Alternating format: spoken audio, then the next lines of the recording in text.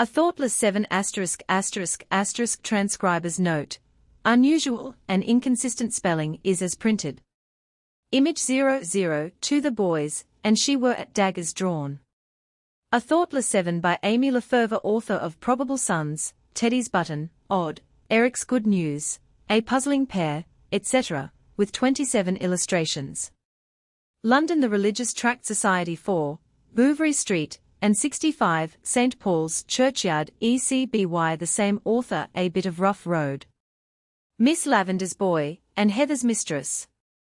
Other sketches. The Mender. Me and Nobbles. Odd Made Even. A Sequel Odd. Too Odd. A Puzzling Pair. The Carved Cupboard. His Little Daughter. On the Edge of a Moor. Bulbs and Blossoms. Dwell Deep, or Hilda Bunny's Friends. Thorne's Life Story. Eric's Good News. Jill's Red Bag. Probable Sons. Legend Led. Teddy's Button. A Little Maid. London, The Religious Tract Society. Contents, Chapter 1, Thoughtless 2. Thinking 3. Starting 4. Telling v, Growing 6. Working 7. Praying 8. Reaping. A Thoughtless 7. Image 003. Chapter 1. Thoughtless. She's a good old soul in her way, but we are not infants in the nursery, and will manage a jolly sight better without her. And we'll have a good fling while we are about it, I say. For she said she would be back in a week. I shall do my best to keep order at mealtimes, of course, but I shan't be hard on you the rest of the day. Now, Doodle-doo, leave that cushion alone. Remember what the last one did. It was Sunday afternoon, and we were all enjoying ourselves in the schoolroom upstairs. Dinner was over, there was a deluge of rain coming down, and the blazing fire and a bag of chestnuts were keeping us busy. It is needless to say that we were not sitting up in chairs in the orthodox fashion. Pat, the eldest of us in his 18th year, was reposing full length on our shabby old couch. Taters was astride on one end of it, Honey was seated on the coal scuttle, her feet inside the fender, and Thunder and I were lying flat on the hearthrug, whilst Doodle-doo was changing his position every minute, and trying to make everyone else do the same. Lest our names should be thought queer ones, I should explain that they were of our own coining. Our baptismal ones were too respectable to find favour in our eyes. I went by the brief synonym of Lee, or lightning, as Thunder and I invariably did things together, and I certainly outdid them all in swiftness of thought and action. Image 004. I brought down the tablecloth to the ground. We had just recovered from scarlet fever, our parents were abroad, and our good old German governess had suddenly been summoned home to a dying mother. Nurse was with us, of course, but Pixie, a delicate little fellow of 6, who had fared the worst of us all in the fever, took up much of her time and attention, and we elder ones had long ago escaped and defy her rule. Throw us another nut, Pat demanded. I threw, aiming with such exact precision at his nose, that with a yell he sprang up and gave chase to me round the table. Round and round we spun, until I brought down the tablecloth to the ground, and with it a china flower pot of mignonette. That sobered us, and we took up our former position again, Honey remarking, I'm sure we ought to be better employed on Sunday afternoon than making such a row. Why don't some of you get a book to read? I've read all the Sunday books again and again, I said with a sigh, for books were my delight. No one can keep pace with Lee, observed Taters thoughtfully, as she left her seat to put another chestnut on the bars. Why don't you start reading the Bible? That would take you a few Sundays to get through. I stared at her. The Bible? Why, no one reads that for the sake of reading. What's the good of it, then? Demanded Taters, who was nothing if she was not argumentative. To preach from, of course, put in Doodle-doo, and if I had the chance, I wouldn't give such rotten sermons out of it as we heard this morning. Well, come on, give us a sermon, if you are so good at it. We'll give you a chance, and a text too. Find him one, Lee, there's a Bible on the bookshelf. I found the Bible that Pat indicated, opened it in a hurry, and called out the first words that met my eye, "One thing thou lackest." Honey looked up gravely and sweetly. "You're not to make fun, Doodle-doo," she said. Doodle-doo held himself erect, and ruffled his coxcomb, as we called it, in the importance of his position.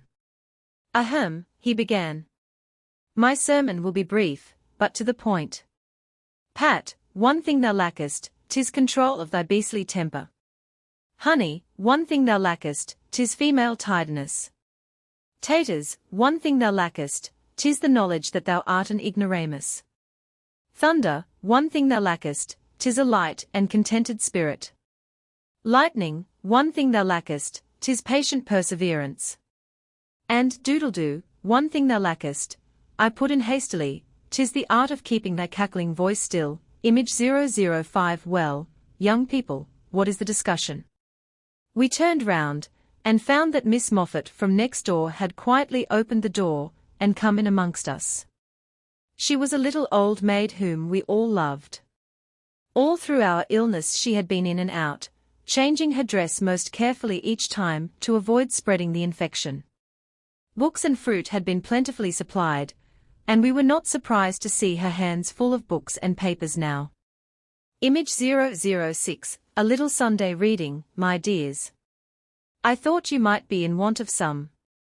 Are you telling each other of your faults, may I ask? Doodle-doo is trying to preach, Tater said, her snub nose well in the air, but his crows, like those of his namesake, are about nothing at all.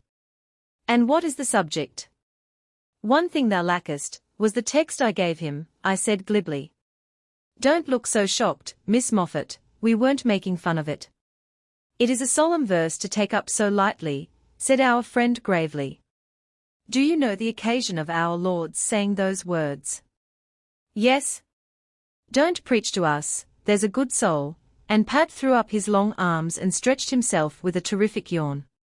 I am on my way to read to a blind woman, said Miss Moffat briskly. There are your books. Then looking over her spectacles at us in her quaint, sweet way, she said, there is one thing lacking with each one of you boys and girls. Try and find it out for yourselves, and let me know when you succeed in getting it. I should not like to see any of you one day weighed in the balances, and found wanting. And then she left us. There was silence for a few minutes. We were busy distributing the literature, which had been brought us. Then Thunder observed, knitting his black brows into a heavier frown than usual, I shouldn't have thought little Moffat was a religious person, but you can never see through a woman, they are always up to artful dodges. She isn't religious, Doodle-doo said, she only wanted to add force to my little preach. Shut up, said Pat, giving a kick at him as he passed the sofa, my beastly temper won't stand a word more from you. She's not a goody person, nor a prig, argued Taters, so she can't be religious, and her face is as round and ruddy as an apple. What is a religious person? I asked. I don't mean a hypocrite, but a real true one. What do they believe that we don't believe? Why should it be such an awfully canty thing to be good? Are you going to try it, Lee? I sometimes think, said Honey meditatively, as she deliberately poked her slippered foot into the red-hot embers and stirred them into a blaze, that after all we may be the hypocrites. What did we kneel down and pray for in church this morning? Grant that we may hereafter live a godly, righteous, and sober life. We haven't the smallest intention of doing it. Don't talk rot, was Pat's response to this. And, turning to our books, we dropped the subject. Chapter 2 Thinking Image 007, What's the row with old Lee? Give her a pinch, Thunder, she's half asleep. She's planning some fiendish trick, I bet. We were at breakfast and Honey, who was pouring out the coffee, looked across at me curiously after these remarks. She was talking in her sleep last night, and jumping about like a dancing doll. I expect the chestnuts gave her indigestion. Rubbish, I said quickly. If you had had the horrible dreams I had, you wouldn't feel very spry in the morning. It was awful, I didn't sleep a wink. Lee is a wonder, said Pat admiringly, she dreams wide awake, and eats her breakfast fast asleep. I was about to retort angrily, when the door opened, and Nurse appeared with Pixie. The 7 years between him and Taters made him appear a perfect baby to us, and we all petted him accordingly. He was a pale, fragile little fellow, with a quaintness and courage all his own, but in spite of his old-fashioned talk, he was a thorough child. "I want one of you young ladies to take Master Lionel out this morning, it's my busy day," announced Nurse. "All right, I'll take him," said I. "Don't walk him off his legs, and bring him in before 12 o'clock. Saying which, Nurse departed, and we began to make our plans for the day. Pat and Doodledoo were going out on their bicycles, Taters and Honey out shopping, and after a little persuasion, Thunder said he would come to the Common with Pixie and me.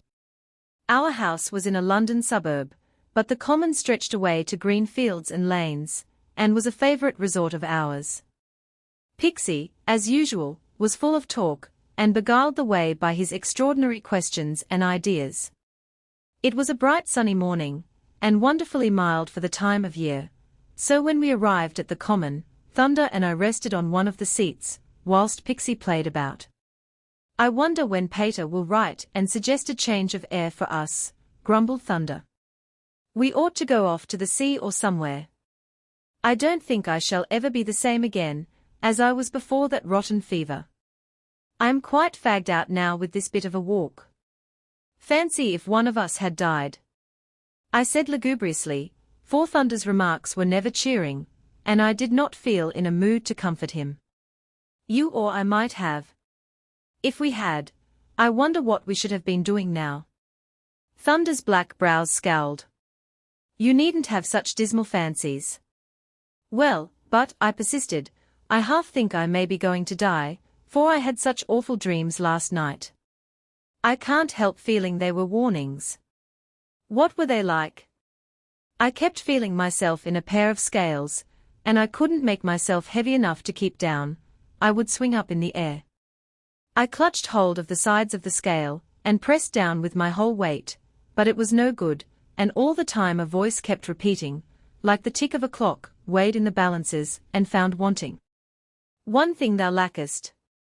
I woke up in an awful fright, and couldn't get to sleep for ages, and when I did, I dreamt again, that I was running for my life away from Miss Moffat, who, brandishing a red-hot poker close to my eyes, was shrieking out, 'One thing thou lackest.'" Thunder laughed. I added seriously, "We are a wicked lot, and I'm really and truly going to find out the one thing lacking with me. I won't stand another night like last night." "What is it, Pixie?" Image 008, "Did he see me just now when I was playing?" He was standing before us with troubled eyes. "Is God looking out of the sky this morning?" "I suppose so," I said. "Why?" "Did he see me just now, when I was playing at killing a snake?" "What have you been doing?" I asked severely. "I've cut one of God's dear little worms into 2 pieces. Will he be angry?" "Go and stick them together again," laughed Thunder. But tears were very near the surface with Pixie, and clasping his hands, he went on, "I was going to be such a good boy today, and I didn't really mean to kill the little worm with my stick. It was too soft. Will God forgive me, do you think?"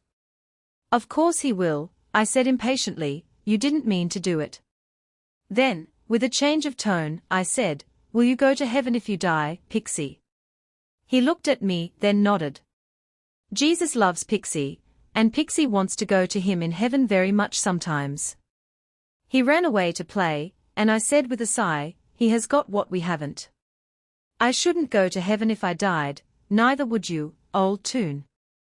Fancy the difference between Pixie's conscience and ours, if he thinks cutting a worm in 2 an awful sin.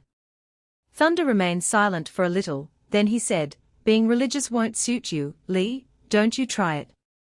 You could never keep up being a prig, if you started." "Look here," I said warmly. "I don't intend being a prig, but if I like to turn religious I shall, and no one shall stop me." I jumped up from the seat, and started running races with Pixie, whilst Thunder whipped out a thrilling tale from his pocket, and sat on reading till it was time to go home. I laughed and talked my loudest for the rest of the day, but I was miserable. One thing thou lackest rang in my ears. And at last, after our evening meal was over, I slipped away from all the noise and laughter in the schoolroom, and went down to the dining room, where a bright fire was blazing. Then, taking hold of a Bible I found there, I drew up a chair to the fire, and commenced studying the story of the young man who lacked the one thing. I suppose, I said to myself, that his fault was not following Christ, but it must be awfully difficult to lead a good life. I suppose if I was to start I should have to say prayers half an hour long, and be always reading the Bible, which is so dry. I should have to give up all fun, and storybooks, and fighting with the boys, and then they'd all hate me, and vote me a prig. Oh, I couldn't do it. It would be as dull as ditch water. Yet I do want to be sure of heaven. I know I'm not right. I know I'm awfully wicked. If only God would turn me suddenly into a saint without any trouble on my part. I'm sure some people get converted like that. Yet I don't want to be a regular goody-goody. I despise them so, they are always so full of cant. I don't know what I want. I should like to be right with God, and not be so afraid of Him. This young man went away grieved. It says, he couldn't do it. I suppose I shouldn't have to give up riches to follow Christ, because I haven't any to give up, but I should have to give up other things quite as bad. Image 009 Then, with a whoop and a rush, in tumbled doodle-doo and taters. In an instant I was on my feet, stuffing the Bible under the cushion of my chair. And so I meditated, and at last such an overwhelming sense of my own wickedness and shortcomings came over me that I dropped on my knees, and put up the first real prayer in life, though perhaps it may sound a queer one. Oh God, I'll follow Christ if you'll make it easy for me. I don't want to be turned into a goody person, but I do want to be right at the judgment day. I do want my sins forgiven, but don't let me have to give up all fun. And will you put me straight at once, tonight? I can't stop till tomorrow. Then I waited for something to happen, some wonderful feeling to come over me, but it didn't come. And then, with a whoop and a rush, in tumbled doodle-doo and taters. In an instant I was on my feet, stuffing the Bible under the cushion of my chair. Aha! We've caught the truant. She looks quite guilty. Take hold of her legs, taters, and I'll take her arms, and we'll find out what she's been doing. But I was not so easily caught, and for the next 10 minutes we had a breathless chase through the house, until nurse held me fast. Miss Mary, I'm ashamed of you. Nearly 15, and romping like a boy. Go to the schoolroom and be quiet. You've woke Master Lionel out of his first sleep, and now he'll be restless for an hour or so. How I wish Fraulein were here. A wish poor nurse very often expressed. Chapter 3 Starting Image 010 I lay awake that night thinking. Honey and I shared the same room. She generally made me impatient by her leisurely movements, and I was often fast asleep long before she came to bed, but now I lay awake and listened to her heavy breathing. Sleep would not come to me. Why had not God answered my prayer? I had been quite honest about it. How was it I felt just the same, and nothing had happened? And then again the refrain began in my ears, one thing thou lackest. Weighed in the balances, and found wanting. I do wish I had never found out that troublesome text. I suppose it is a judgment on me for treating it so lightly. I wonder what became of that young man. Where is he now? I suppose he is either in heaven or hell this very minute, and if he is in hell, what would he give to have another chance, to have my chance? And then I could bear my thoughts no longer. Out of bed I crept, and, shivering, knelt in the darkness and cold. Oh God, I'm afraid I wasn't in earnest. I'm in dead earnest now. I'll give up everything, and won't care what the others say, if only you will forgive and convert me. I'll give up all storybooks if they are wicked, and will read nothing but the Bible. I'll follow Christ at all costs, however difficult and gloomy it will be. I must be forgiven. I ask thee now to save me, For Jesus Christ's sake. Amen. Again I laid my head down on my pillow, and this time was soon fast asleep, never waking till our maid came to call us the next morning. "You're rather silent, Lee," said Honey, as she brushed out her golden hair. "Are you half asleep still?" "No, I'm very much awake," was my response. "I am having very serious thoughts." "Honey, do you believe God answers prayer?"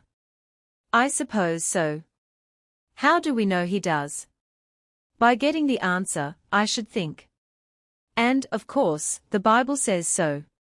"Where?" And I rushed to a small table, and took hold of my Bible at once.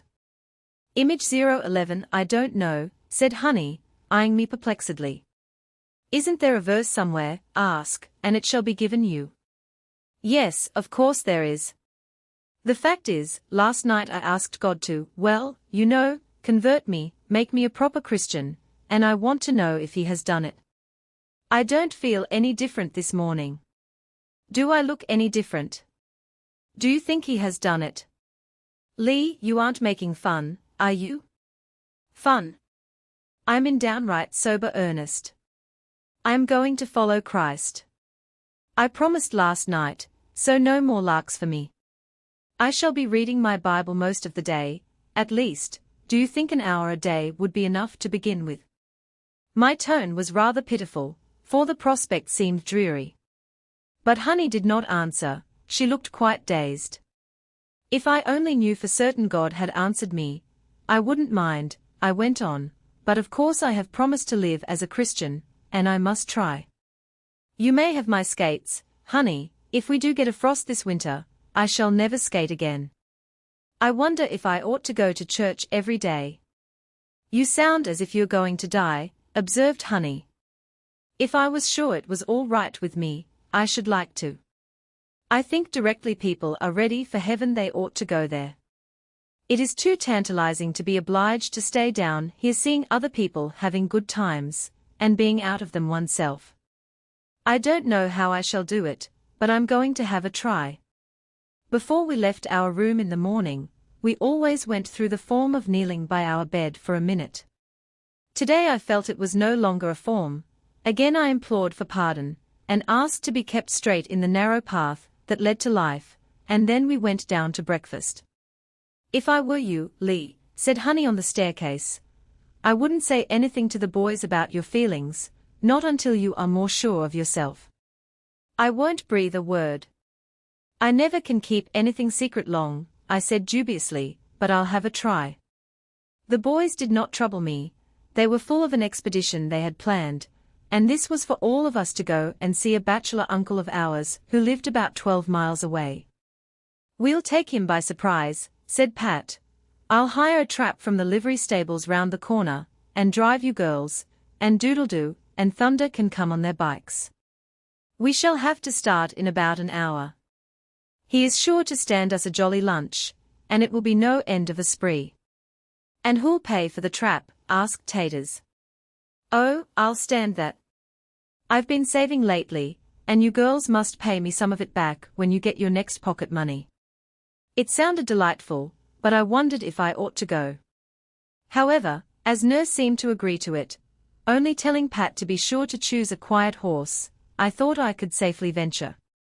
"And I will have a good read of my Bible when I come home, and say a few hymns to myself on the way.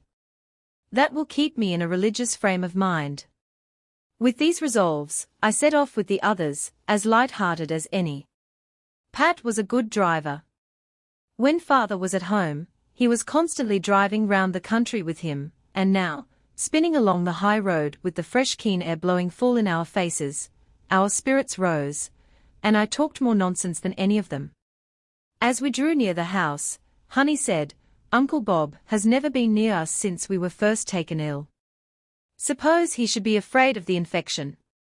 "That's just the fun of it," laughed Taters. "He won't be able to help himself, and I'll give him such a hug when I get near him." Image 012 "That's just the fun of it," said Taters. "We are out of quarantine," said Pat, rather grandly, "and if the old chap shows the white feather, I'll soon bring him to reason." Alas! When we reached the house, the closed shutters told us that he was away. "Never mind," said Honey, "Mrs. Sykes will give us lunch." But this the old housekeeper did not seem disposed to do. She came to the door in her rustling black silk, and eyed us in stern disapproval. "Your uncle is away in London for a month. We heard you were all ill of the scarlet fever. It seems a very unseasonable day for you to be out. I should think you had better get home as quickly as possible, for I believe there is a storm coming." "That we are not going to do before having something to eat," said Pat determinedly. "Get out, girls, and Sykes will get us some bread and cheese, if she has nothing else in the house." In we all trooped, to Mrs. Sykes's great disgust, but she had a meal prepared for us, which we thoroughly enjoyed, and then we spent the rest of our time rambling over the house and grounds, until Pat said we must return. "Give our love to the old chap," shouted out Doodledoo, as we were starting off in style from the front door. "He'll be awfully put out when he knows he has missed us." Mrs. Sykes muttered something like a merciful escape, and closed the door sharply in our faces. But we knew her ways, and only laughed. Image 013, "Give our love to the old chap," shouted Doodle-doo, as we were starting off in style. We had hardly got a mile away from the house, when down came a torrent of rain, and a severe storm burst full upon us. Image 014 Chapter 4 Telling none of us had umbrellas, and though we girls buttoned up our jackets, and pulled the rugs well over our knees, we got soaked through. And then, as a vivid flash of lightning flashed upon us, followed by a deafening clap of thunder, our horse reared, then bolted. The trap swayed from side to side.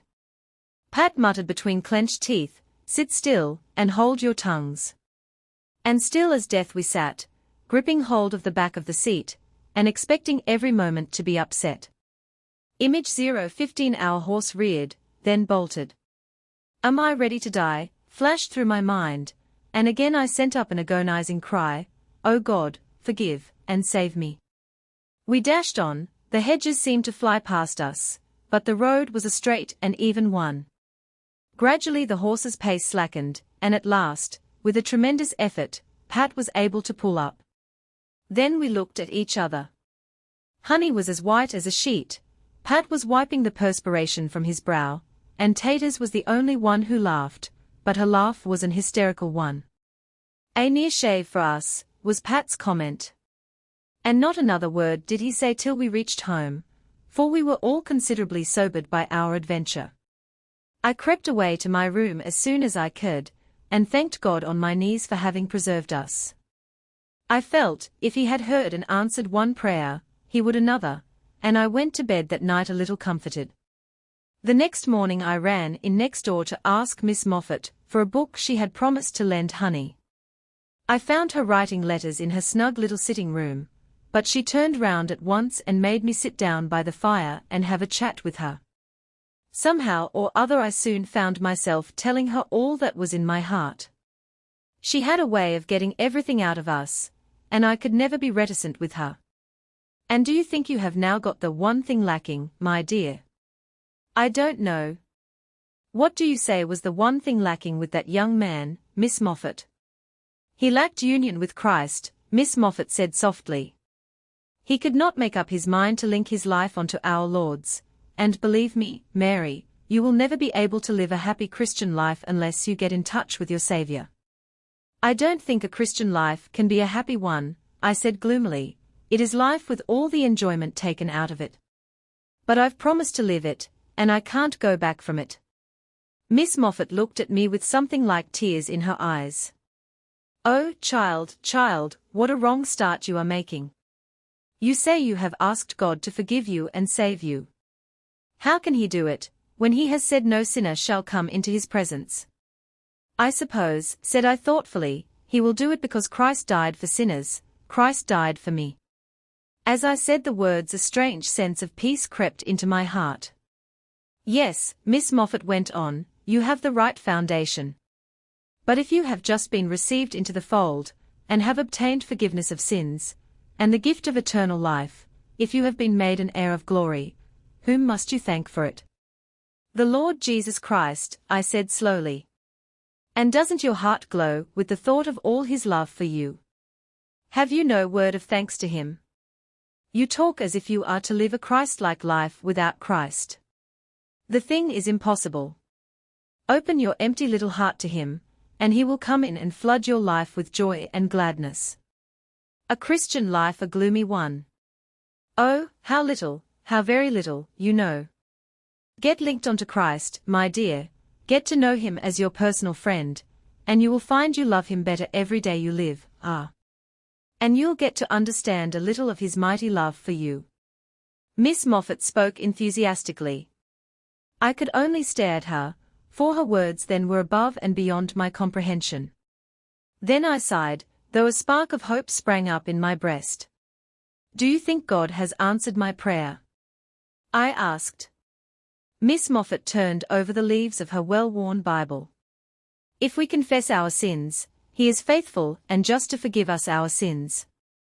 Faithful, for he never breaks his word, just, because Christ has suffered instead of us. What do you think, Mary? I did not answer for a minute, then I said, but I don't feel any different. Let your feelings alone, rest on this verse. Run your finger along it every day, and say, God says this. I'll believe it, though I don't feel it. If you keep on at that, the feeling will come. But your salvation does not depend on your feelings. I got up to go, and kissed our little friend enthusiastically. You're a dear, Miss Moffat. You've comforted me a lot. And you don't think God wants to take away my pleasures if I'm a Christian? Miss Moffat smiled. He loves you, my child. He loves to see you happy. He will fill your life with blessing, if you are willing to let him. I walked back to our house thinking. And then a few minutes after I burst into the schoolroom. The boys were cooking toffee, Taters was dressing our black cat in a paper frock and cap, and Honey was trying vainly to write a letter to Mother. I flung Honey's book on the table.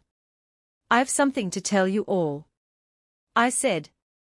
Image 016. I took up the sofa cushions, and flung them with all my force at the boys' heads. Halloo! Anything grand? Why, Lee is quite excited. Out with it, your eyes are nearly starting out of your head. I stood erect, and faced them all. It's something very good for me. I'm a Christian. A shout of laughter from the boys. Just found that out. What are we? Heathen. I was not disconcerted. I tell you I'm quite different to what I was a few days ago. I found out the answer to Miss Moffat's question, and I'm going to be really and truly religious. Pat tapped his forehead significantly. Poor Lee. She has been rather queer the last day or two, but I didn't think it would come to this. Lee pious. If you lived to be 100, you couldn't be, so don't you come here trying to green us. Exasperated by these jeers, I took up the sofa cushions, our favorite implements of warfare, and flung them with all my force at the boys' heads, exclaiming hotly, I don't care what you say, and how you laugh. I know myself better than you do, and if I choose to be pious, as you call it, I shall. Image 017. And then, dashing out of the room, I rushed to our bedroom, and flinging myself on my bed, burst into tears. Chapter 5. Growing. Image 018. Dinner, my good woman. It's very easy to tell you what we should like for dinner.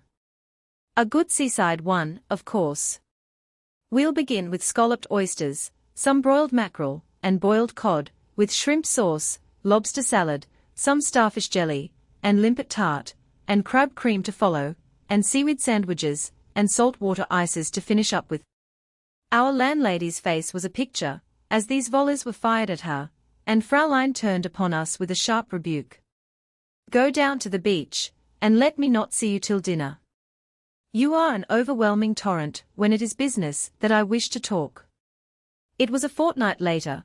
Fraulein had returned to us at the end of a week, and acting upon a letter she had received from our parents, had brought us all down to a seaside village on the sunny south coast. It was the beginning of March, early in the year for lodgers, but we liked the emptiness of the place, and were enjoying ourselves immensely. I did not find that my spiritual experiences were making my life less happy.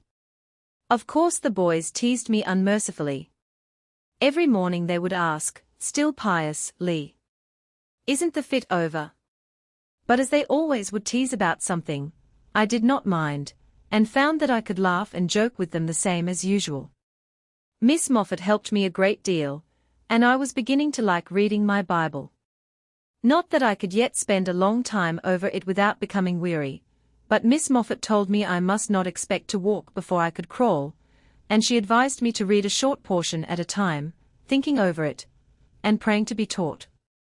It was a cheering thought to me that God liked to see me happy. I never could keep grave for long, and my heart being at rest about the future, and at peace about my sins, made a wonderful difference to me.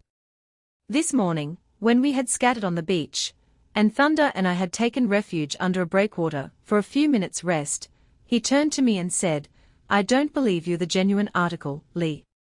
It's a sham and delusion." "What is?" Image 019, "I don't believe you're the genuine article, Li. It's a sham and delusion. Your Christianity, or conversion, as you call it." "Why do you think so?" "Oh, because it hasn't changed you." "I hope it has," I said soberly. "Well, you're just as cheeky as you always were. It hasn't lengthened your face, or choked the fun out of you." "I hope it never will, but it has made a lot of difference to me inside. I'm not afraid of God anymore. I feel I belong to Him, and am getting to love Him. I think it's a very jolly thing to be a Christian, and I wish you would be one too." Thunder gave a short laugh. "It's well enough for girls, but if you were at a public school, as we are, you'd know a fellow couldn't be religious. There are a few who try it on, but they are in their own set, and are too slow for words." "Well," said I quickly, "it's their own stupidity if it makes them slow, it isn't religion." We were interrupted here by the breathless arrival of Doodledoo and Taters. "Hi. You two, come on. We are going out for a sail." I was on my feet instantly, and down at the water's edge the next minute, where Pat was holding a parley with the boatman, whose smart little craft lay by. "Now, look here, my good fellow," Pat was saying, "I wasn't born yesterday, and there won't be room for you. We either have the boat to ourselves, or we chuck up the sail altogether. Take your choice." I said aside to Honey. "The boys aren't going to take us out after what Fraulein said." "Oh, bother Fraulein," said Honey, "she's such an old fuss. Pat has managed a sailing boat before this." Image 020, "I'm not coming," I said, drawing back. I was silent. It was a bright, sunny morning, and I longed to go. Yet only yesterday Fraulein had positively forbidden us girls to go in a sailing boat without a proper boatman, and though I had not a particle of fear myself, my conscience was becoming more tender, and I felt we ought not to disobey her. Pat, meanwhile, had overruled the boatman's objections, and was marshalling us carefully into the boat. "I'm not coming," I said, drawing back. "You know we've been forbidden, and we could go for a row just as easy. Fraulein doesn't mind that." "Don't be a little fool," was his quick rejoinder. "Old Frau will have forgotten she gave such an order when she sees us back safe and sound. What has made you so unusually squeamish?" "It's her pious fit," cried Doodledoo. "Let the little dear alone. She's going to be a naughty girl no more." "Come on, don't make an ass of yourself," said Thunder, tugging hold of my arm as he spoke. "Weren't you saying just now that your religion wouldn't turn you into a mollycoddle?" "Are you afraid?" laughed Taters, already taking a seat in the boat. It was my first battle. Strangely enough, up to now nothing had happened to put my religion to the test.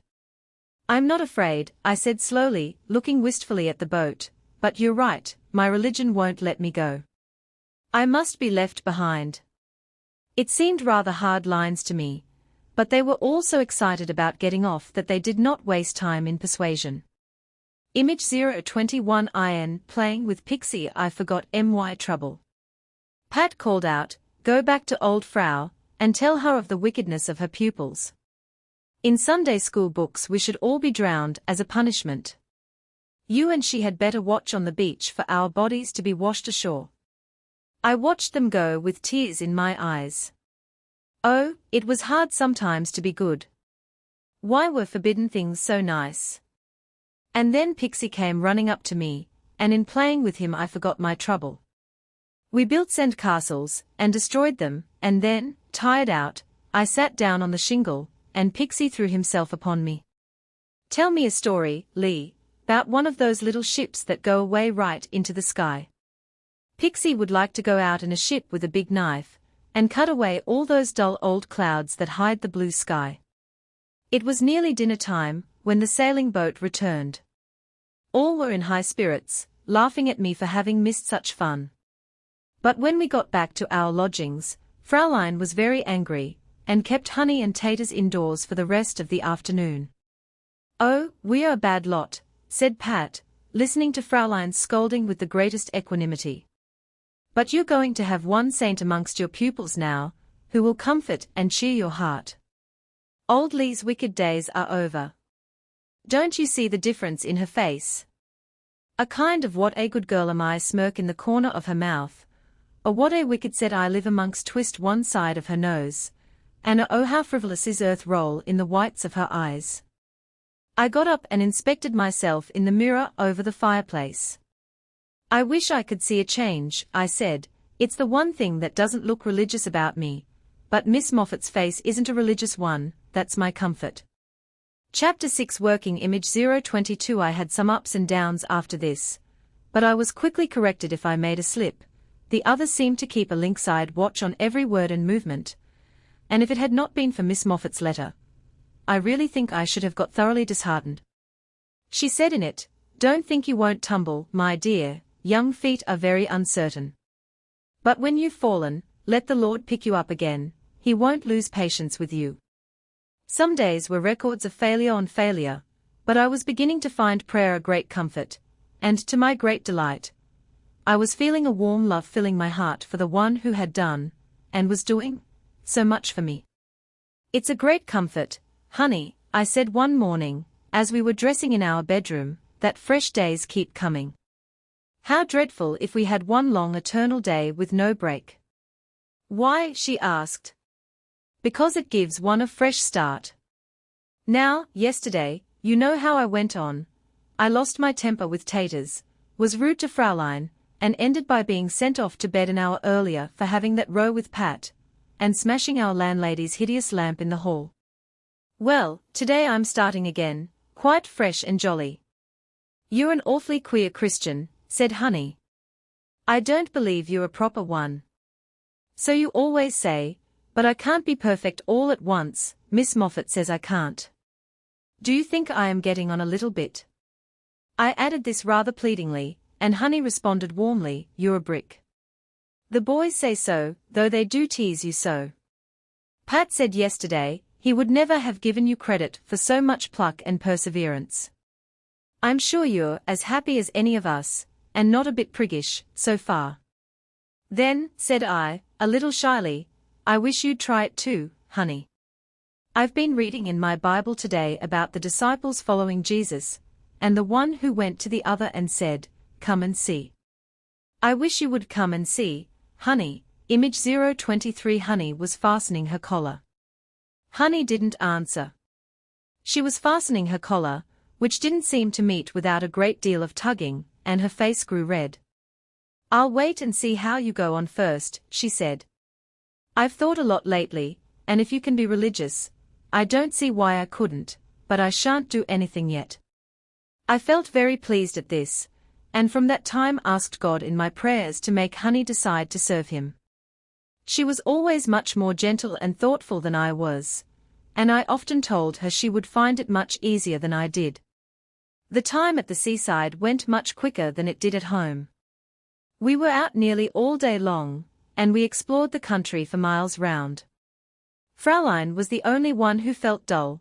She loved the town with all the shops and people, and then, too, she was always having the disagreeable duty of having to act as peacemaker between us and our landlady, who vowed she had never before had such a noisy set of lodgers.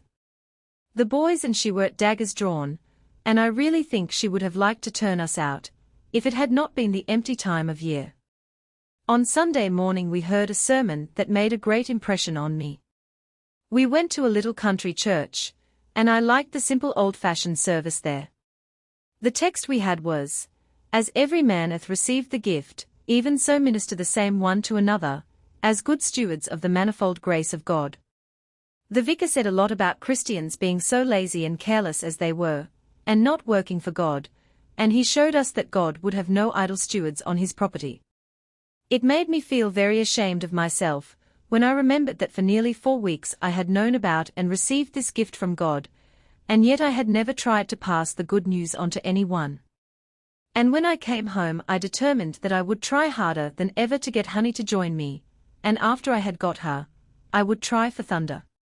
But, beyond promising to read a few verses from the Bible with me every morning, Honey still resisted my persuasion. "There's plenty of time, Lee. I don't feel my sin's a burden, as you did, and I'm getting rather tired of your preachers. Leave me alone. I mean to be religious some day, but not yet." One morning thunder, and I had been for a long ramble along the shore, when, coming back, we saw a great commotion on the beach. We found Fraulein jabbering away in excited German to several fishermen, and Nurse rushing backwards and forwards looking quite demented, whilst Pat and the others were talking at the top of their voices, and all were looking anxious and scared. We were soon told what had happened. Pixie was lost, and the general fear was that he had drifted out to sea in a boat. Honey was the last one with him. She was lying in a boat tied up on the beach reading a book, when he came and joined her. Now, when Honey read a storybook, she always got so engrossed in it that she never noticed anything going on about her. Pixie played about, talking to himself, and she remembers seeing him twisting and untwisting the rope, and saying something about wanting to sail away to the sky, but she did not take much notice of it at the time. She left him soon after, for a few minutes, whilst she went to exchange her book with one that Taters had, and when she came back no Pixie was to be seen. She was not alarmed, for she concluded Nurse had come to fetch him indoors, and it was only just before we came up that they discovered that Pixie was missing. Image 024 We found Fraulein jabbering away in excited German to several fishermen. "And not only is he gone," said Honey tearfully, turning to me, "but the boat is missing. He must have undone the rope, and the tide has come in, and he must have drifted out to sea." I looked anxiously out on the ocean. It was a calm day, and a few fishing smacks were going out to sea, but there was no sign of a boat anywhere. "We must do something," said Pat, with energy, "and the sooner we set to work the better. We shall not be likely to find him after dark. If he has drifted out to sea, we must follow." And in an incredibly short time, he and Doodledoo, Thunder and a stalwart boatman, were rowing out in the direction they thought the boat might have gone. Image 025 Image 026 Chapter 7 Praying I don't think I ever remember a more miserable day than it was after Pixie was missing. Honey was inconsolable, the boys returned late at night, tired out, and thoroughly disheartened at their unsuccessful search. Fraulein and Nurse were dissolved in tears, and both seemed perfectly helpless to make any suggestions. "He may have been picked up by some steamer or fishing smack," I said, trying to speak hopefully. "I know he is drowned," wailed Honey. "And it will be your doing," said Pat severely. "You left a baby in an open boat, with the tide coming in around him, and when you found he had disappeared you never troubled yourself, or told anyone for a full hour after." Honey was too miserable to defend herself. Pixie was the darling of us all, and the boys were too alarmed to show any mercy. I tried to cheer her up, and then was assailed with, "Oh, do shut up with your hopes, and perhaps, Lee. Your grins are as bad as Honey's snivels. I suppose you think a saint ought to show a stony front at a time like this." Image 027 Here I is, and a big fish. "I'm not going to imagine the worst, to please you," I said stoutly, "for I've been praying for Pixie ever since he was missing, and I believe God will send him back to us again." "Can't," muttered Doodledoo, but Honey whispered, "If God answers your prayer, Lee, I'll become a Christian, like you." And then, about 10:30, when Fraulein was urging us to go to bed, and Pat had just returned from visiting the Coast Guard station on the cliff, we heard a knock at the door, and a rush of small feet along the passage. "Here I is, and a big fish for my supper." And Pixie saw a lot of fish caught in a net. He marched in amongst us, his hat on the back of his head, hugging a slippery fish in his arms, which he deposited in triumph on Fraulein's lap. A fisherman followed him in, and explained that he had found him in the boat drifting out to sea, as we had feared, and had taken him on board his smack. The coolest little chap I ever set eyes on. Said he was going to touch the sky, and warn't he half pleased at having to come back without doing it. Pixie could not understand the reason for such hugs and embraces as he received, and no one had the heart to scold him, until Nurse said, "And don't you think it was very naughty to go off in a boat like that, and give us all such a fright?" Pixie looked round on us serenely. The boat ran away hisself. Pixie only sat quite still and bumped up and down. "Weren't you frightened when you got out to sea?" asked Taters. He shook his curly head. "Oh, course I wasn't. When the boat jumped up and down very high, I asked Jesus to come in and sit by me, and I think he did. And I asked Jesus to take me frower the sky into heaven, but this man broughted me back before I got there. And Pixie is very tired, and he'll go to bed, and have the fish for his breakfast." Nurse carried him off, and we all followed his example, but before we got into bed, I said to Honey, "Don't you feel very thankful Pixie is safe?" "I should think I did. It's like a mountain's weight off me." "Well, then, aren't you going to do what you said?" Honey looked doubtfully at me. "Yes, I really will, but not tonight, I'm too tired." I lost patience with her. "You put off and off, and you'll never do it. I hate such shilly-shallying. Why can't you make up your mind one way or the other? Say downright you don't mean to change, instead of pretending you want to, and never doing it. I'm sick of your saying that by and by you'll do it. If you don't take care, you'll put it off till too late, and then where will you be? You're as weak as water." "Thank you," said Honey placidly, though I could tell by her face she was angry. "And you're a hypocrite if your temper can flare up over nothing so." I dashed into bed, and worked off my indignation under the bedclothes. A quarter of an hour later, thoroughly ashamed of myself, I sprang up and went over to Honey's bed. "I'm awfully sorry," I said penitently, "do forgive me. But you don't know how I long for you to be as happy as I am, and I'm so afraid you will never do it unless you make a start now.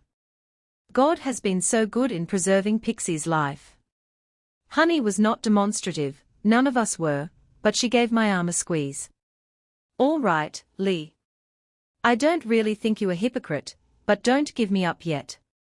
I really will start soon, but not tonight, and I have thanked God for sending Pixie back, I really have." I crept back into bed a little comforted, and then I determined that I would pray 3 or 4 times every day that Honey and Thunder might become true Christians.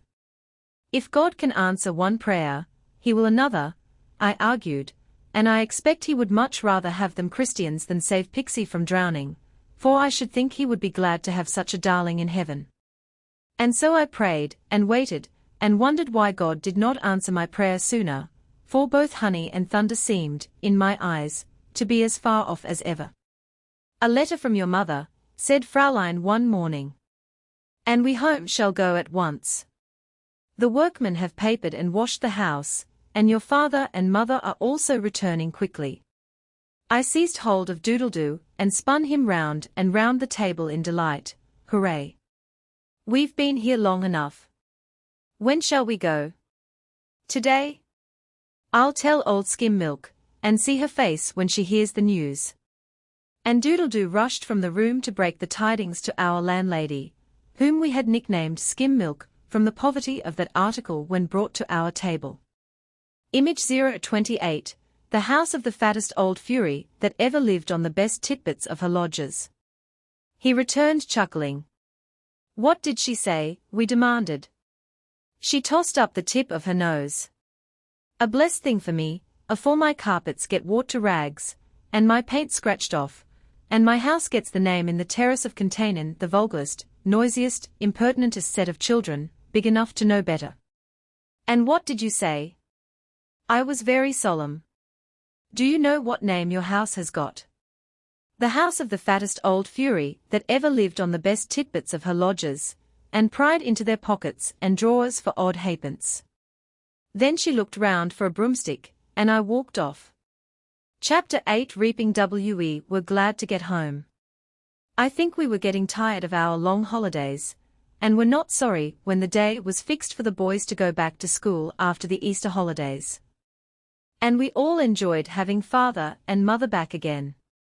Mother was a great invalid, but she was always ready to help and listen to any of us, if we went to her with our troubles, and father spoilt us all, so Fraulein and nurse said. He was always ready to take us sightseeing about London, and we were never tired of accompanying him. The evening before the boys went back to school, we were having a small farewell gathering. We always had them every quarter, and Cook used to make us a huge iced cake with farewell in pink letters all round it, which we much appreciated. Miss Moffat was with us, and so was Uncle Bob, and we spent the evening in games and merriment.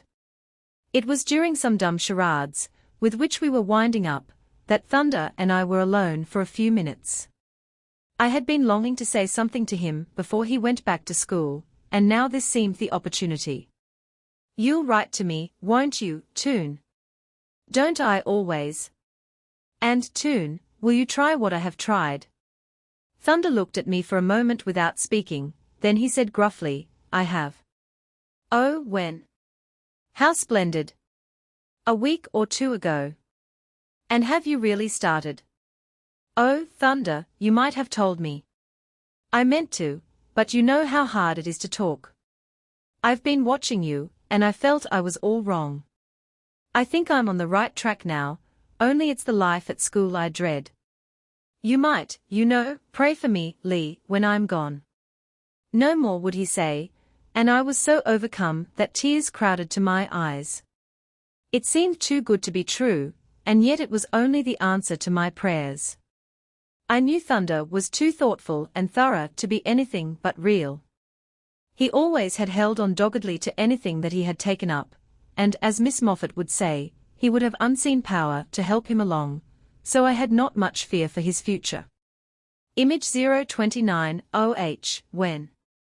How splendid! Why, Mary, you're sunshine itself, said Miss Moffat to me later that evening. What makes you so radiant? I gave her a good squeeze. Thunder, I said. She understood, for she raised her eyebrows, and then nodded and smiled. Just before she left us, when I was putting on her cloak in the hall, I whispered, Isn't it lovely? But I wish it was honey. Miss Moffat smiled. Pray and work for her, dear child. The boys went. We girls settled down to a very quiet routine of lessons with Fraulein, and felt dull after our long time of idleness and dissipation. And so the spring wore on and summer came, and still Honey wavered and said by and by when I talked to her. One lovely summer's afternoon, we were gathering round the schoolroom table with black looks. It had been a trying day, Fraulein had a headache, and was unusually fidgety and cross, and the heat and confinement had made us careless and idle. After dinner Fraulein went to rest in her room, leaving us each so many French exercises to write out as impositions, and forbidding us to leave the schoolroom till we had finished them. It's a beastly shame, cried Taters, stamping her foot in anger when Fraulein had departed. And I'm not going to do mine. Look. And taking up her exercise book, naughty Taters deliberately tore it to pieces and scattered the fragments out of the open window. We were rather aghast at this proceeding, for Fraulein was not a person to be trifled with. You're a little silly, Honey said, it will only be worse for you in the end. It's too bad of Fraulein, I grumbled. If I was a governess with a headache, I would give fewer lessons to my pupils, not more. Even a saint can grumble, said Taters, mockingly, and then she ran out of the room. We heard her whistling on the staircase, and then suddenly there was an awful crash, a piercing shriek, and dead silence. Image 030 Honey and I rushed to the door, and I shall never forget the moment when, looking over the balusters, we saw Taters, a confused heap in the hall below. She had been sliding on the rails, a forbidden pastime, and in some way or other had overbalanced herself. Mother rushed from her room, and was the first to lift her up. The servants and Fraulein crowded round, and then nurse came up and drew us into the nursery. Honey was as white as death, and shaking like a leaf. "She isn't dead, nurse." "Oh, she can't be dead." "Pray God she mayn't be," responded nurse. And she left us with Pixie, while she went to give her help. Our doctor came almost immediately, and there were hushed voices and footsteps all the evening. We were told when we went to bed that Taters was alive, but she had broken an arm, and concussion of the brain was feared. 4 weeks she lay between life and death. Honey and I were too miserable for words. And I kept praying in my heart, "Oh God, heal her, let her live, save her." But at last she began to recover, and the first day that we heard the good news from nurse, "The doctor says she'll do nicely now," Honey turned to me with earnest resolve in her face. "Lee, I've been fighting against God and holding back all this time. Now I will give myself up to Him. I want to be a Christian like you.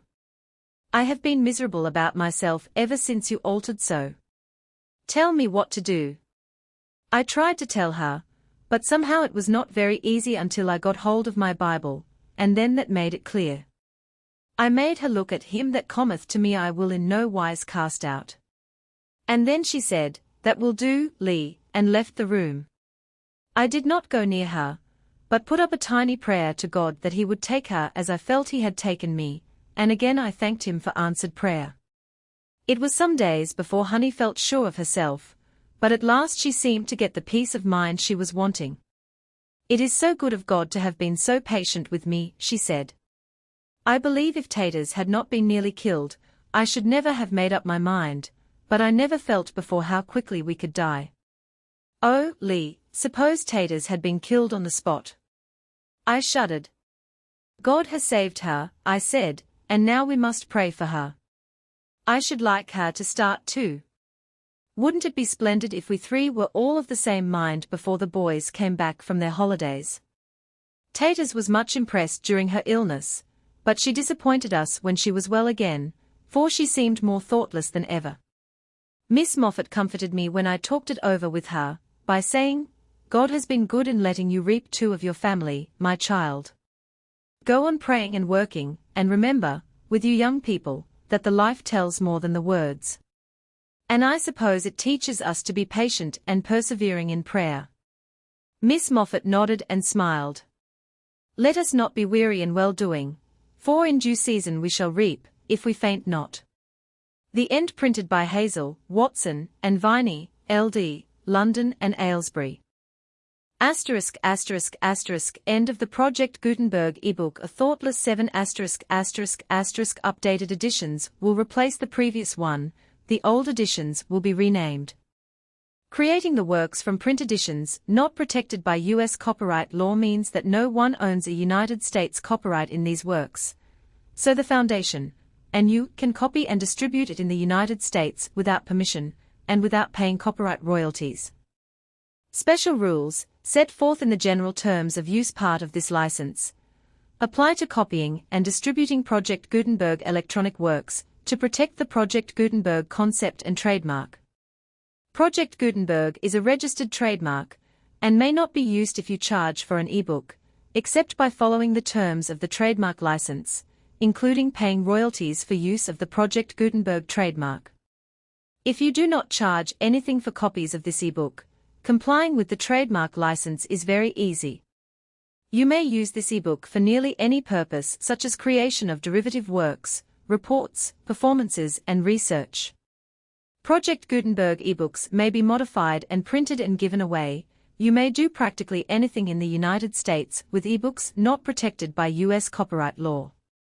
Redistribution is subject to the trademark license, especially commercial redistribution. Start, Full license. The full Project Gutenberg license. Please read this before you distribute or use this work to protect the Project Gutenberg mission of promoting the free distribution of electronic works. By using or distributing this work, or any other work associated in any way with the phrase Project Gutenberg, you agree to comply with all the terms of the full Project Gutenberg license available with this file, or online at www.gutenberg.org/license. Section 1. General Terms of Use and Redistributing Project Gutenberg Electronic Works 1.a.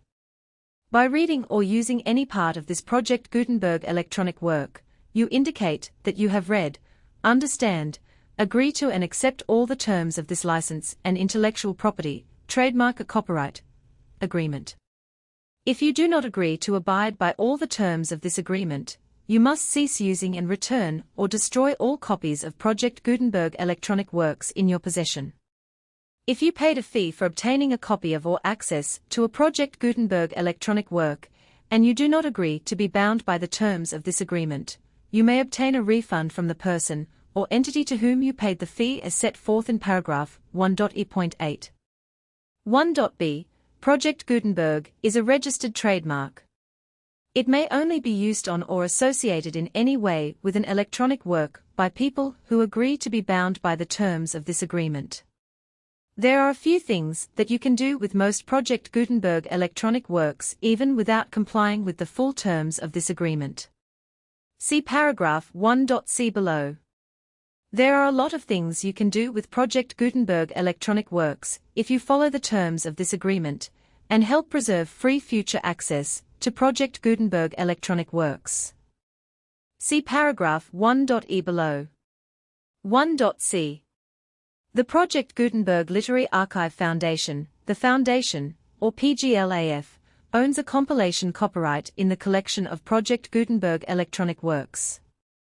Nearly all the individual works in the collection are in the public domain in the United States.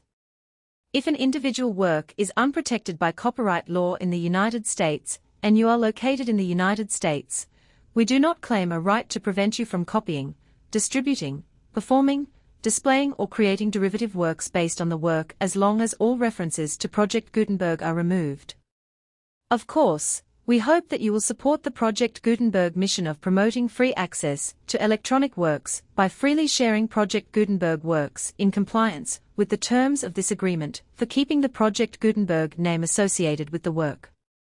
You can easily comply with the terms of this agreement by keeping this work in the same format with its attached full Project Gutenberg license when you share it without charge with others. 1.d. The copyright laws of the place where you are located also govern what you can do with this work. Copyright laws in most countries are in a constant state of change. If you are outside the United States, check the laws of your country in addition to the terms of this agreement before downloading, copying, displaying, performing, distributing, or creating derivative works based on this work, or any other Project Gutenberg work. The Foundation makes no representations concerning the copyright status of any work in any country other than the United States. 1.e. Unless you have removed all references to Project Gutenberg, 1.e.1. The following sentence, with active links to, or other immediate access to, the full Project Gutenberg license must appear prominently whenever any copy of a Project Gutenberg work, any work on which the phrase Project Gutenberg appears, or with which the phrase Project Gutenberg is associated, is accessed, displayed, performed, viewed, copied or distributed. This ebook is for the use of anyone anywhere in the United States and most other parts of the world at no cost and with almost no restrictions whatsoever. You may copy it, give it away, or reuse it under the terms of the Project Gutenberg license included with this ebook, or online at www.gutenberg.org. If you are not located in the United States, you will have to check the laws of the country where you are located before using this ebook. 1.e.2. If an individual Project Gutenberg electronic work is derived from texts not protected by U.S. copyright law, does not contain a notice indicating that it is posted with permission of the copyright holder, the work can be copied and distributed to anyone in the United States without paying any fees or charges. If you are redistributing or providing access to a work with the phrase Project Gutenberg associated with or appearing on the work, you must comply either with the requirements of paragraphs 1.e.1 through 1.e.7, or obtain permission for the use of the work and the Project Gutenberg trademark as set forth in paragraphs 1.e.8 or 1.e.9. 1.e.3. If an individual Project Gutenberg electronic work is posted with the permission of the copyright holder, your use and distribution must comply with both paragraphs 1.e.1 through 1.e.7 and any additional terms imposed by the copyright holder. Additional terms will be linked to the Project Gutenberg license for all works posted with the permission of the copyright holder found at the beginning of this work. 1.e.4. Do not unlink or detach or remove the full Project Gutenberg license terms from this work, or any files containing a part of this work, or any other work associated with Project Gutenberg. 1.e.5. Do not copy, display, perform, distribute or redistribute this electronic work, or any part of this electronic work, without prominently displaying the sentence set forth in paragraph 1.e.1 with active links, or immediate access to the full terms of the Project Gutenberg license. 1.e.6. You may convert to and distribute this work in any binary, compressed, marked up, non-proprietary, or proprietary form, including any word processing or hypertext form. However, if you provide access to or distribute copies of a Project Gutenberg work in a format other than plain vanilla ASCII, or other format used in the official version posted on the official Project Gutenberg website at www.gutenberg.org, you must, at no additional cost, fee or expense to the user, provide a copy, a means of exporting a copy, or a means of obtaining a copy upon request, of the work in its original plain vanilla ASCII, or other form. Any alternate format must include the full Project Gutenberg license, as specified in paragraph 1.e.1. 1.e.7. Do not charge a fee for access to, viewing, displaying, performing, copying or distributing any Project Gutenberg works unless you comply with paragraph 1.e.8 or 1.e.9. 1.e.8.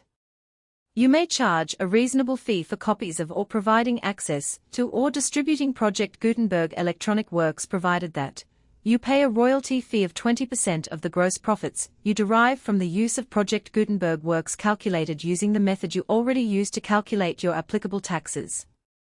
The fee is owed to the owner of the Project Gutenberg trademark, but he has agreed to donate royalties under this paragraph to the Project Gutenberg Literary Archive Foundation. Royalty payments must be paid within 60 days following each date on which you prepare, or are legally required to prepare, your periodic tax returns. Royalty payments should be clearly marked as such and sent to the Project Gutenberg Literary Archive Foundation at the address specified in Section 4, Information about Donations to the Project Gutenberg Literary Archive Foundation. You provide a full refund of any money paid by a user who notifies you in writing, or by email, within 30 days of receipt, that he does not agree to the terms of the full Project Gutenberg license. You must require such a user to return or destroy all copies of the works possessed in a physical medium and discontinue all use of and all access to other copies of Project Gutenberg works. You provide, in accordance with paragraph 1.f.3, a full refund of any money paid for a work or a replacement copy, if a defect in the electronic work is discovered and reported to you within 90 days of receipt of the work. You comply with all other terms of this agreement for free distribution of Project Gutenberg works. 1.e.9. If you wish to charge a fee or distribute a Project Gutenberg electronic work or group of works on different terms than are set forth in this agreement, you must obtain permission in writing from the Project Gutenberg Literary Archive Foundation, the manager of the Project Gutenberg trademark. Contact the Foundation as set forth in Section 3 below. 1.f. 1.f.1. Project Gutenberg volunteers and employees expend considerable effort to identify, do copyright research on, transcribe, and proofread works not protected by U.S. copyright law in creating the Project Gutenberg collection. Despite these efforts, Project Gutenberg electronic works, and the medium on which they may be stored, may contain defects, such as, but not limited to, incomplete, inaccurate, or corrupt data, transcription errors, a copyright or other intellectual property infringement, a defective or damaged disk or other medium, a computer virus, or computer codes that damage or cannot be read by your equipment. 1.f.2 Limited warranty, disclaimer of damages except for the right of replacement or refund described in paragraph 1.f.3. The Project Gutenberg Literary Archive Foundation, the owner of the Project Gutenberg trademark, and any other party distributing a Project Gutenberg electronic work under this agreement, disclaim all liability to you for damages, costs and expenses, including legal fees. You agree that you have no remedies for negligence, strict liability, breach of warranty, or breach of contract except those provided in paragraph 1.f.3. You agree that the Foundation, the trademark owner, and any distributor under this agreement will not be liable to you for actual, direct, indirect, consequential, punitive or incidental damages even if you give notice of the possibility of such damage. 1.f.3 Limited right of replacement or refund. If you discover a defect in this electronic work within 90 days of receiving it, you can receive a refund of the money, if any, you paid for it by sending a written explanation to the person you received the work from. If you received the work on a physical medium, you must return the medium with your written explanation. The person or entity that provided you with the defective work may elect to provide a replacement copy in lieu of a refund. If you received the work electronically, the person or entity providing it to you may choose to give you a second opportunity to receive the work electronically in lieu of a refund. If the second copy is also defective, you may demand a refund in writing without further opportunities to fix the problem. 1.f.4 Except for the limited right of replacement or refund set forth in paragraph 1.f.3, this work is provided to you as is, with no other warranties of any kind, express or implied, including but not limited to warranties of merchantability or fitness for any purpose. 1.f.5 Some states do not allow disclaimers of certain implied warranties, or the exclusion or limitation of certain types of damages. If any disclaimer or limitation set forth in this agreement violates the law of the state applicable to this agreement, the agreement shall be interpreted to make the maximum disclaimer or limitation permitted by the applicable state law. The invalidity or unenforceability of any provision of this agreement shall not void the remaining provisions.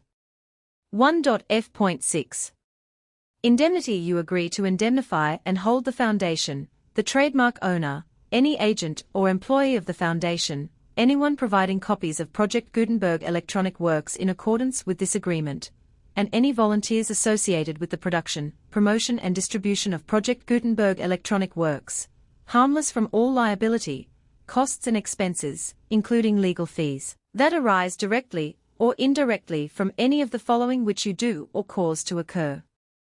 A. Distribution of this or any Project Gutenberg work. B. Alteration, modification, or additions or deletions to any Project Gutenberg work. And C. Any defect you cause. Section 2. Information about the mission of Project Gutenberg. Project Gutenberg is synonymous with the free distribution of electronic works in formats readable by the widest variety of computers, including obsolete, old, middle-aged and new computers. It exists because of the efforts of hundreds of volunteers and donations from people in all walks of life. Volunteers and financial support to provide volunteers with the assistance they need are critical to reaching Project Gutenberg's goals and ensuring that the Project Gutenberg collection will remain freely available for generations to come. In 2001, the Project Gutenberg Literary Archive Foundation was created to provide a secure and permanent future for Project Gutenberg and future generations. To learn more about the Project Gutenberg Literary Archive Foundation and how your efforts and donations can help, see sections 3 and 4 and the Foundation information page at www.gutenberg.org. Section 3. Information about the Project Gutenberg Literary Archive Foundation. The Project Gutenberg Literary Archive Foundation is a non-profit 501(c)(3) educational corporation organized under the laws of the state of Mississippi and granted tax-exempt status by the Internal Revenue Service. The foundation's EIN, or Federal Tax Identification Number, is 64-6221541. Contributions to the Project Gutenberg Literary Archive Foundation are tax-deductible to the full extent permitted by U.S. federal laws and your state's laws. The Foundation's business office is located at 809 North 1500 West, Salt Lake City, Utah, 84116, 801-596-1887. Email contact links and up-to-date contact information can be found at the Foundation's website and official page at www.gutenberg.org/contact section 4.